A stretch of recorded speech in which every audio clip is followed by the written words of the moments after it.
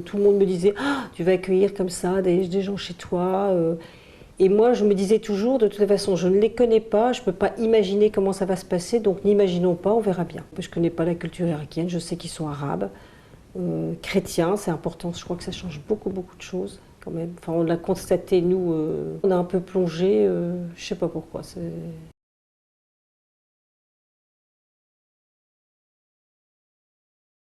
Bon, chez nous, ils partagent, on avait une cuisine commune, salon commun, ils avaient 2 chambres d'enfants là-haut et une salle de bain. Voilà, donc ils avaient un couloir un peu pour eux, mais c'est tout, aucune intimité. Et il n'y a rien pendant les 6 semaines qu'on a passées ici qui nous a, qui aurait pu, moi, en tant que femme chez moi, me gêner, comme si on recevait nos enfants.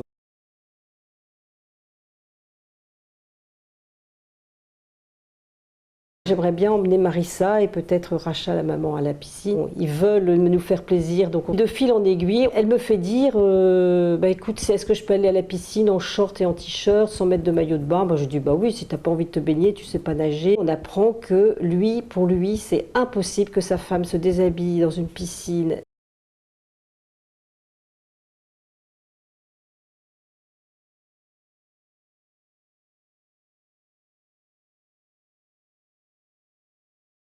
Une expérience très riche, c'est que moi j'ai maman qui a 90 ans qui vient déjeuner tous les dimanches ici. Ils nous ont dit tout de suite, on fait le repas.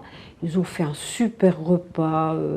Ils ont passé, je sais pas, 4 heures dans la cuisine. Maman est arrivée, lui, il est allé l'accueillir dans la voiture, il lui a donné le bras. Après, il lui caressait la main, il le servait, il était hyper prévenant. On ne le connaissait pas du tout comme ça, quoi.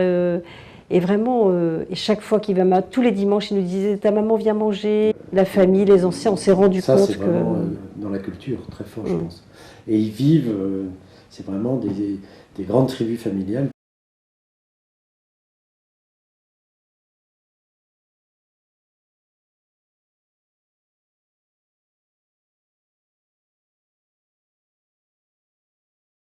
Ils sont hyper courageux, hyper courageux. Je me dis, et puis aussi nous, on est encombrés de choses. Ils sont arrivés, ils avaient là-bas une belle maison, ils vivaient en famille élargie avec le beau-père, les frères, etc. Dans une belle maison, ils avaient un boulot, une voiture, 2 beaux enfants, ils ont tout largué, tout ça pour leurs enfants. Mais quel courage d'arriver dans une culture qui est quand même assez différente, un pays dont ils connaissent rien. Moi, j'admire beaucoup leur courage.